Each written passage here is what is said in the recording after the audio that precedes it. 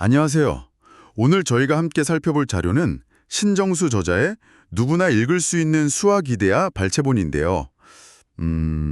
이걸 통해 아주 근본적인 질문을 한번 파헤쳐 보려고 합니다. 네, 어떤 질문인가요?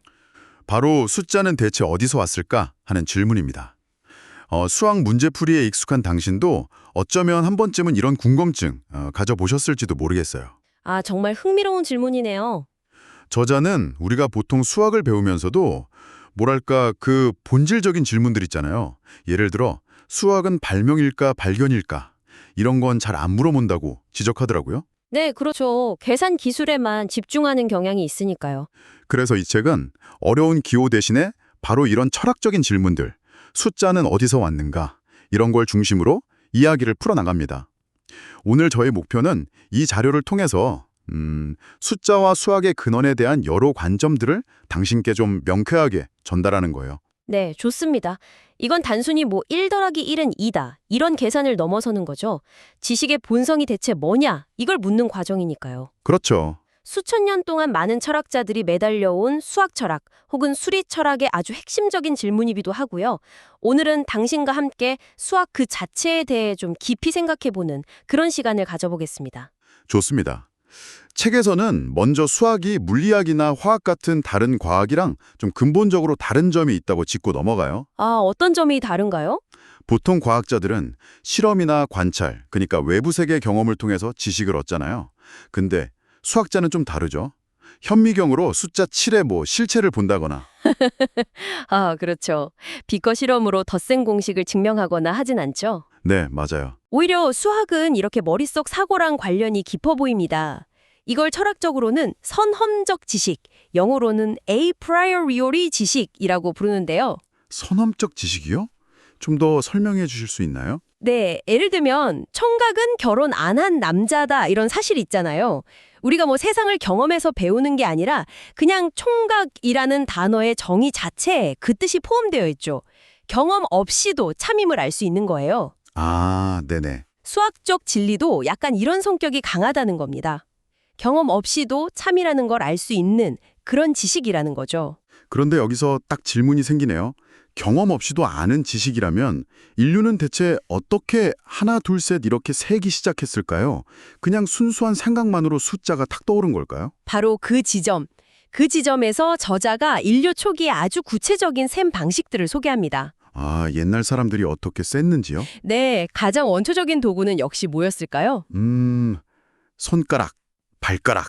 그렇죠. 손가락과 발가락. 이게 아마 십진법의 기원이 됐을 거고요.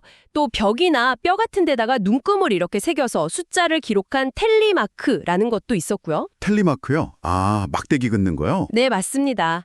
그리고 고대 잉카 제국에서는 키푸라고 해서요. 매듭끈의 위치나 색깔, 종류 이런 걸로 정보를 기록하는 아주 독특한 시스템도 사용했어요. 와, 키푸는 정말 신기하네요. 매듭으로 기록을 했더니. 네, 그렇죠. 듣고 보니까 이런 방법들은 전부 다 구체적인 사물이랑 예를 들면 양 한 마리랑 조약돌 하나 이런 식으로 1대1 대응을 시키면서 수를 파악했던 거군요. 맞습니다. 중요한 건 뭐냐면 이 과정에서 인류가 엄청난 도약을 했다는 거예요. 도약이요? 네. 사슴 3마리에 있는 그 셋하고 돌멩이 3개에 있는 그 셋이 본질적으로는 같은 거다. 즉, 구체적인 대상이랑 분리된 셋이라는 추상적인 개념, 이걸 발견하거나 만들어낸 거죠. 아, 구체적인 사물에서 숫자라는 개념 자체를 뽑아낸 거군요. 그렇죠.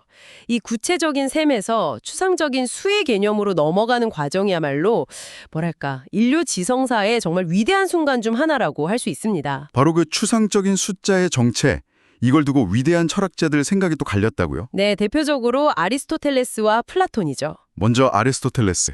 이분은 현실 세계의 관찰, 경험을 되게 중시했죠. 맞습니다. 아리스토텔레스는 예를 들어 연필 2자로 고양이 2마리 이런 구체적인 사물들을 우리가 관찰하면서 우리 마음이 그 안에 공통적으로 들어있는 둘이라는 속성을 이렇게 뽑아낸다. 즉 추상한다고 생각했어요. 아, 그러니까 당신 주변에 있는 2개짜리들을 보면서 둘이라는 개념을 우리가 만들어내는 거다. 네, 그런 거죠. 그래서 아리스토텔레스에게 숫자는 현실 경험에서 비롯된 일종의 발명품에 가까웠습니다. 우리가 세상을 관찰하고 분류하면서 만들어낸 어떤 정신적인 도구다. 이렇게 본 거예요. 그렇군요. 발명품. 그런데 그의 스승인 플라톤은 생각이 완전히 달랐다고요. 네, 정반대였죠. 플라톤에게 이 현실 세계는 그냥 불완전하고 계속 변하는 그림자일 뿐이었어요. 그림자요? 네, 대신에 영원하고 완벽한 이데아, 아이디어의 세계라는 게 따로 존재한다고 봤습니다. 우리가 현실에서 완벽한 원이나 완벽한 직선을 본 적은 없잖아요? 그렇죠. 컴퍼스나 자아 그려도 완벽하진 않으니까요. 그런데도 머릿속으로는 생각할 수 있죠. 그건 우리 영혼이 원래 그 완벽한 원의 이데아, 직선의 이데아를 알고 있었기 때문이다. 이렇게 설명을 합니다. 일종의 기억 같은 거죠. 와, 영혼이 원래 알고 있었다. 심오한데요. 그렇죠. 그래서 플라톤에게 수학적 개념이나 숫자는 이 이데아 세계에 원래부터 존재하는 완벽한 진리입니다. 우리는 그걸 새롭게 만들어내는 게 아니라 이미 존재하는 것을 발견할 뿐이라는 거죠. 마치 탐험가가 미지의 대륙을 발견하듯이요. 아, 그러니까 수학은 발명이 아니라 발견이다. 이게 플라톤의 입장이군요. 네, 정확합니다.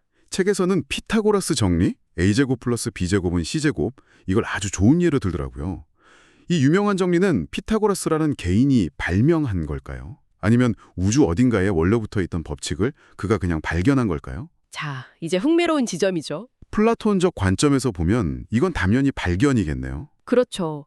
이데아 세계에 원래 있던 진리를 피타고라스가 발견한 거다. 이렇게 볼 테고요. 그럼 아리스토텔레스적 관점에서는요? 아리스토텔레스라면 아마 수많은 직각 삼각형들을 관찰하고 그 관계를 일반화해서 만들어낸 공식, 즉 발명에 더 가깝다고 보지 않았을까요? 발명이냐, 발견이냐. 당신 생각은 어느 쪽에 더 끌리시나요? 정말 어려운 질문입니다.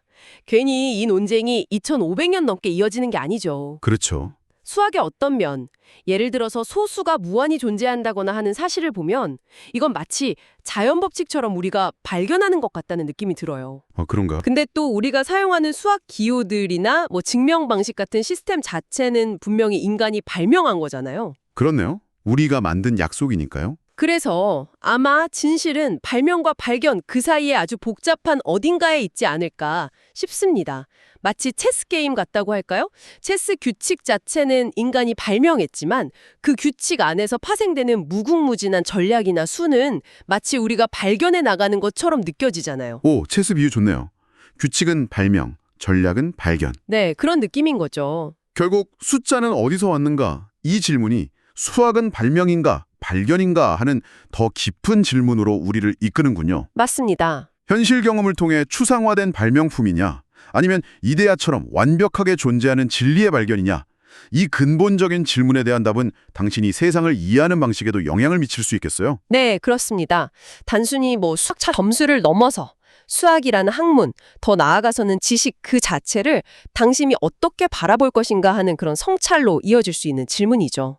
계산 너머의 의미를 탐구하는 것, 그게 바로 수학 철학의 매력입니다. 자, 마지막으로 당신께 한번 생각해 볼 만한 질문을 던져보면서 마무리할까 합니다. 네, 어떤 질문이죠?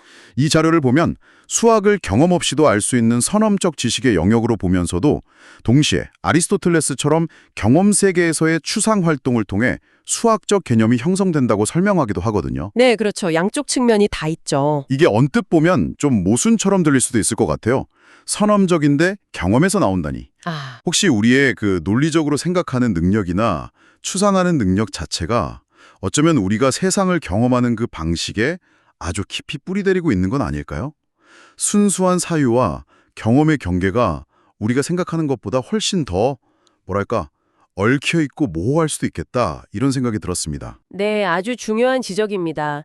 선험적인 것과 경험적인 것의 관계, 그 경계에 대한 질문은 철학적으로도 계속 논의되는 부분이죠. 이 질문에 대해서 당신도 한번 곱씹어 보시는 것도 꽤 흥미로운 지적 여정이 되지 않을까 싶습니다.